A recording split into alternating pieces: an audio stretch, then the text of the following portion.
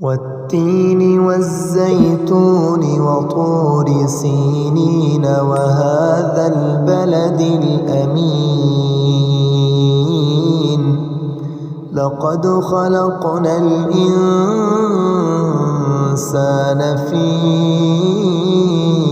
أحسن تقويم ثم رددناه أسفل سافلين إلا الذين آمنوا وعملوا الصالحات فلهم أجر غير ممنون فما يكذبك بعد بالدين أليس الله بأحكم الحاكمين.